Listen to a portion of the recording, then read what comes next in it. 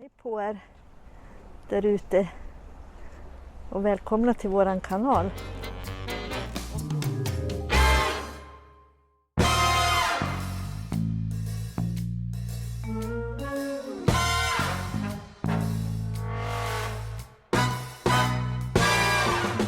Vi heter alltså Kikko och David. Vi är ute på vår vårresa. Och nu befinner vi oss i Monemvasia, långt ner på Peloponnesos. Monemvasia är faktiskt absolut värt att åka till, det tycker vi. Och vi har sovit på 2 fina parkeringar. I natt har vi sovit på den här, ni ska få se. Det är alltså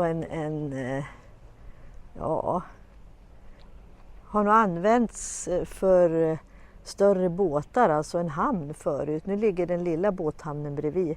Men nu blir man hänvisad hit av polisen för de som har... Vi parkerade vid Monemvasia, vid det här berget ni ser bakom. Ja. Och promenerade upp till ingången till den häftiga gamla stan där.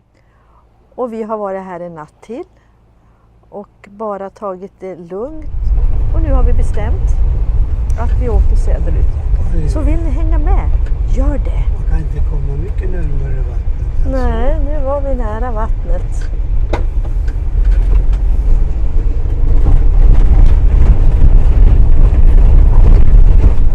Om vi kommer nära där. Efter att vi velat fram och tillbaka så innan vi åkte så hade vi ett tredje alternativ. Och nu är det vi tar, så nu kommer vi på den udde som är absolut längst söderut.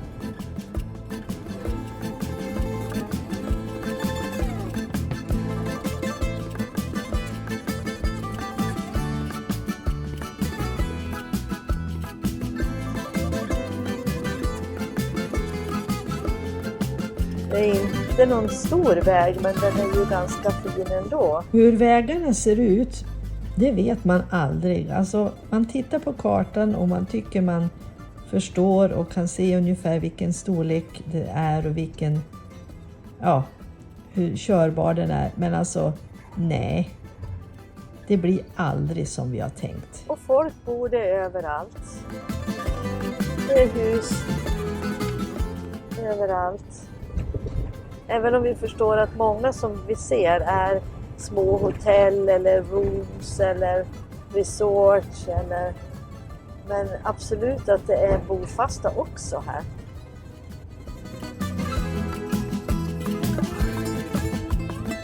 Jag tror vi gjorde ett bra val, David. Kossor, det har vi inte sett.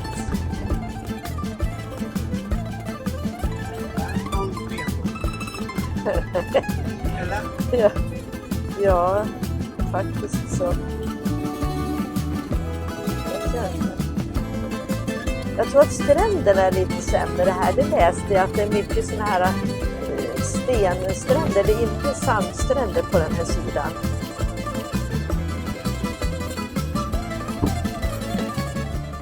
Det är lite kargare landskap här också. Lite mer vildmark. Fjällen? Ja, som i fjällen, säger David. Och faktiskt lite så jag tänkte också. Och som i fjällen så är det också väldigt mycket fina platser man kan stanna. Och gå ur och ta en promenad om man vill. Men det är inte dags än. Vi har precis börjat. Vi blev precis omkörda av glassbilen. Och det är ju inte alldeles fel. Då vet vi att det finns glass framöver. Och sen måste jag vara här.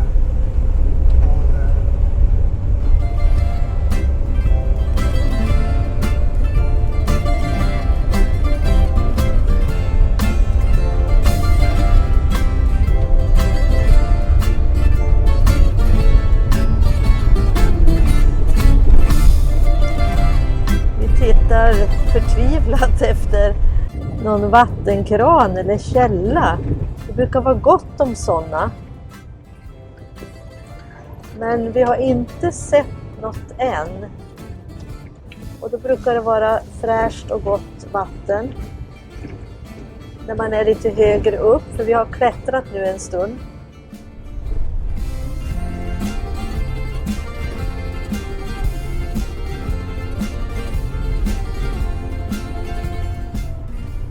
Vi är alltså på väg mot Neapoli. Ifall det är någon som följer oss på kartan. Jag ska lägga ut vägsträckningen sen, så får ni se ungefär hur vi har kört.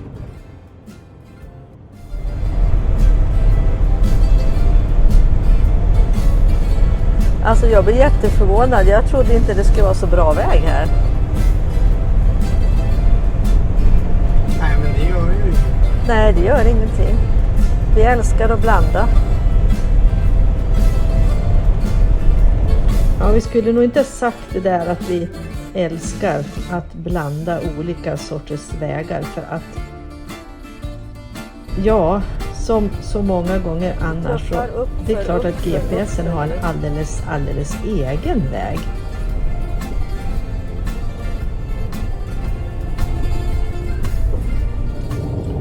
Nu ser vi havet där nere på liksom andra sidan.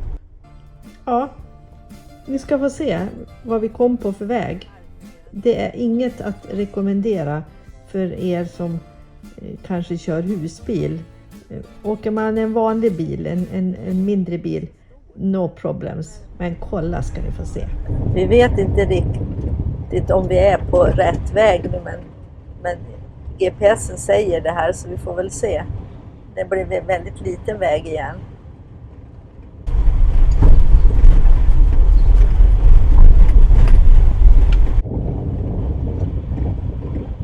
Det kanske är någon genväg det här, så att vi kommer ut på något lite större.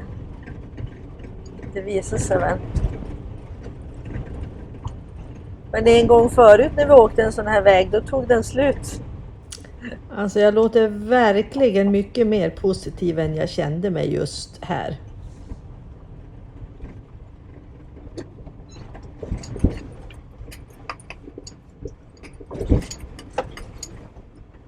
Det börjar se ut. Ja, det börjar likna det, men...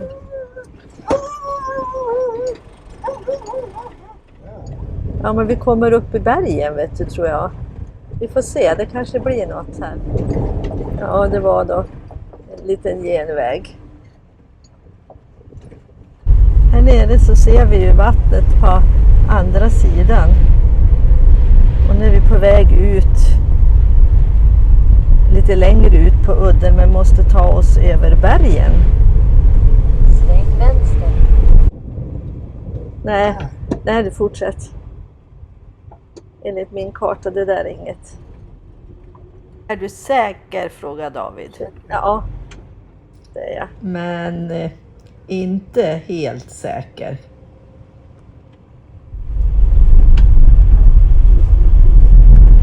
Oj, här kommer det någon.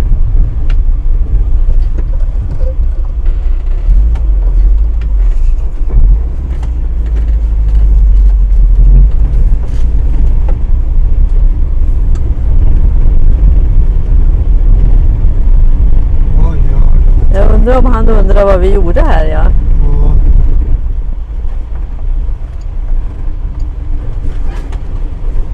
Det tar ett par dagar innan vi är tillbaka till stora vägen. Jag vet inte om ni hörde vad David sa, men han sa att det tar nog ett par dagar innan vi är tillbaka. Vi brukar ju inte ge upp. Men om jag ska visa hur det ser ut på kartan.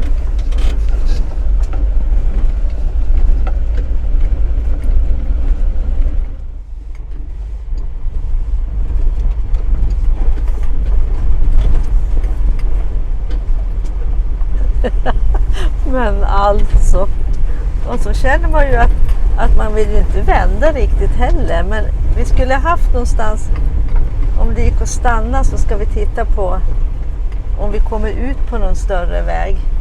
Jag förstår inte att vi ska komma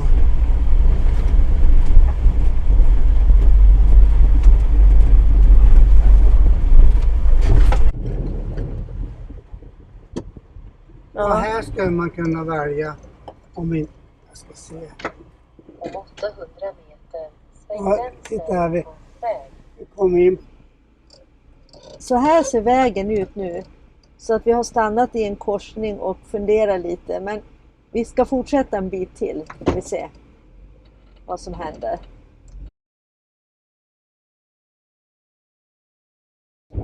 Här är nog något gammalt fort.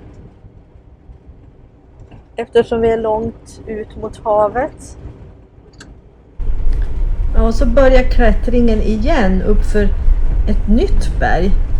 Och det är ju så här alltså, på grund av att det är så mycket berg överallt så är det inte vägar som går alldeles spikrakt utan de går lite kringelikrok.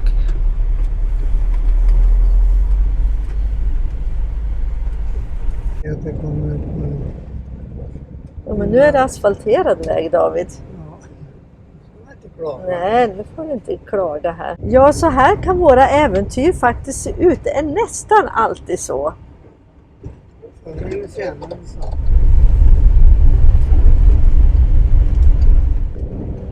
Åh, vilken makalös utsikt de har från sitt hus.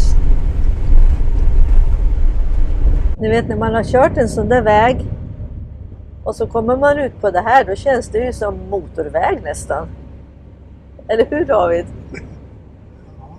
Det var till och med så David började undra var det är vi någonstans. Det var ju, alltså, nu kan jag säga det, när vi har passerat, men det var inga räcken heller på denna grusväg. Ni ska få se hur vägen ser ut här. Den ska vi åka nu. Där ska vi åka och fortsätta upp för berget. Här nere har vi en liten stad. Kan vara Neapoli det. Nu har vi tagit en paus efter den otroliga klättringen upp för berget på en smal väg. Jag ska visa här. Om jag zoomar. Ser ni borgen där? Det var den vi körde förbi där nere. Och strax till höger om den så går en liten grusväg. Och den kom vi upp. Och den var ju så smal så att ja, jag vet inte vad som hade hänt om vi hade mött någon. Och man får upp och man får åka ner. Och vet ni, det tog en otrolig tid innan vi till slut kom fram. Och vi tänkte liksom, alltså det här kan ju inte ha varit rätt väg. Men vi kom fram dit vi skulle.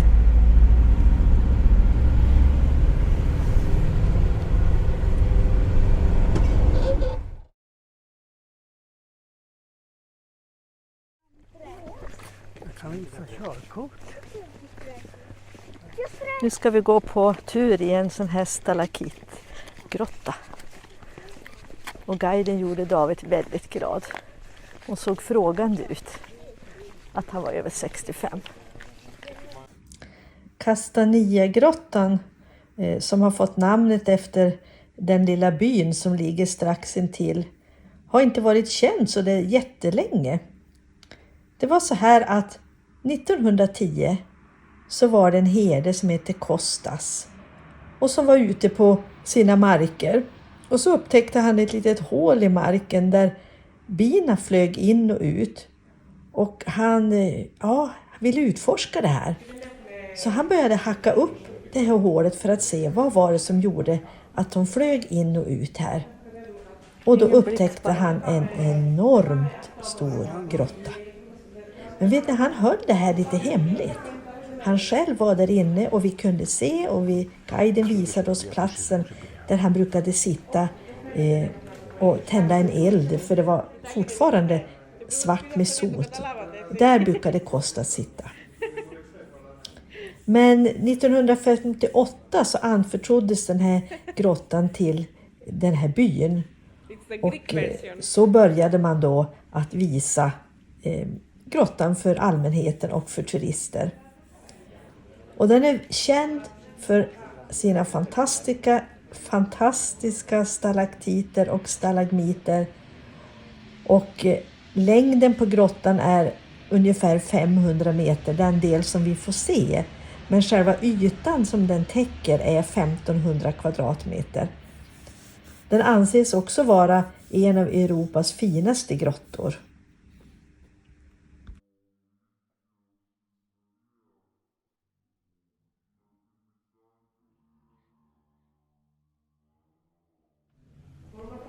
Det tar alltså 100 år att det blir 1 centimeter till på en sån här stalaktit, berättade guiden. Det här var väl häftigt, David? Ja, det var häftigt. Väldigt. Jag har aldrig sett så häftigt. Nej, inte jag heller som jag minns. Helt fantastiskt. Och nu är vi på väg härifrån. Och nu får vi inte filma mer vad jag förstår.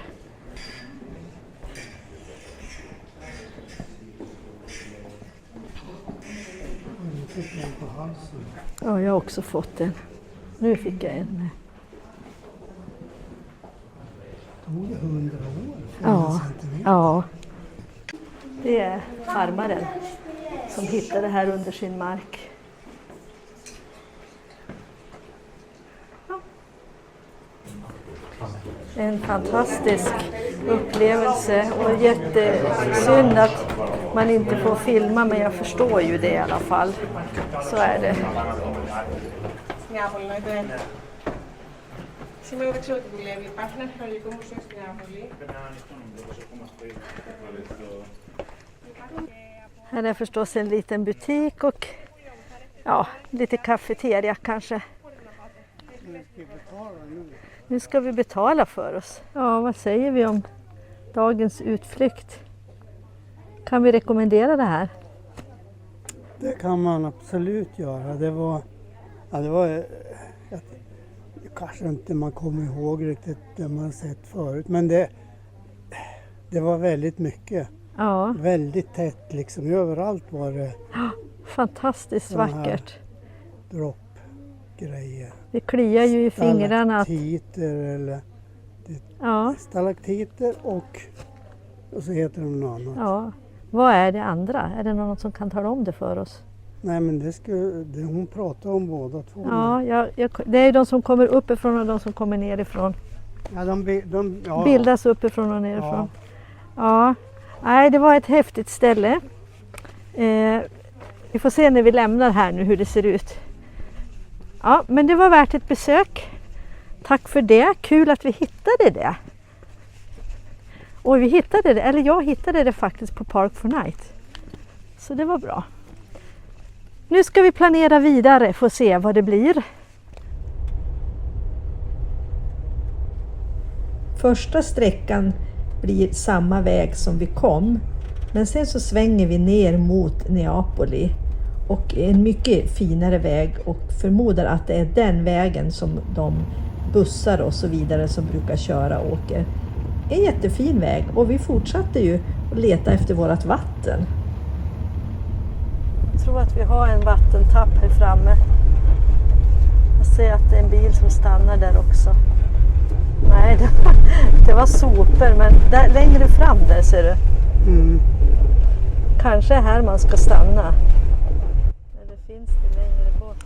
Nu har vi stannat vid en kyrka där det ofta finns möjlighet att ta vatten. Och det är ett grekiskt par här nu och de tar vatten. Så David frågade och då sa de att vi dricker det, så det är klart att vi dricker det ju också.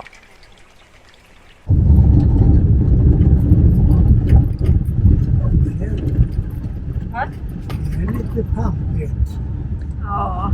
Paret som vi träffade där vi hämtade vatten bodde här alltså i närheten, och jättetrevliga. De gav oss lite tips på olika ställen, och de sa också att vi var välkomna att campa på deras gård. Men vi hade valt ett annat ställe och tänkte att det blir det som det får bli i alla fall, som vi har tänkt. Men jättetrevliga.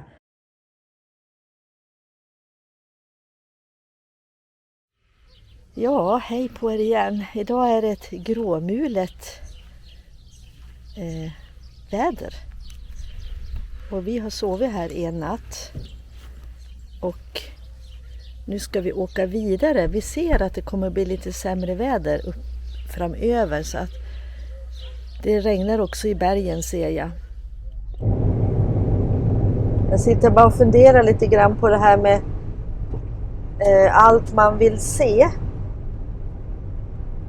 Och man får tips och man får idéer. Och så ibland blir man besviken, för då är det inte som jag då tycker, eller jag har inte uppfattat det inte på samma sätt som de som har tipsat mig kanske. Ja, och man får alltid höra, men åkte ni inte dit, varför såg ni inte det och så. Men man ser så mycket, och för vår del nu så har vi ju varit så långt ner som vi tänkte att vi skulle åka. Och det här är ju alltså 5:e resan vi gör, och vi har aldrig varit så här långt ner. Fast vi har varit kanske 3-4 mil härifrån. Så det där med att se allt eller det alla tycker, det är liksom inte möjligt. Eller hur, David? Nej, man orkar inte ta in allt på en resa heller. Om det skulle vara många fina grejer. Om man tittar på mycket under flera dagar, så blir man till slut lite mätt. Ja, Faktiskt. så är det ju. Och som David sa faktiskt igår, det vi inte vet om, det behöver vi ju inte lida för. Och jag bara tänker lite att vi nu ändrade helt plötsligt väg, och att det blev vädret som fick styra. För annars så hade vi faktiskt en liten tanke om att åka en väg som vi har blivit tipsade om. Och som vi tror är säkert väldigt spännande. Men vi har ju åkt så många fina, spännande vägar ändå nu. Ja, exakt. Det kommer man alltid Nej. på. Man ser det man ser, och man får ta tillvara på det man ser, så tänker jag. Och resan är ju inte slut. Vi har mycket kvar. Och det finns vissa platser, eller vissa så här, som vi känner att dit vill vi. För där har vi varit förut också. Så det är en annan typ av igenkänning. Ja, det var lite funderingar nu bara när det är lite gråmulet och lite trist.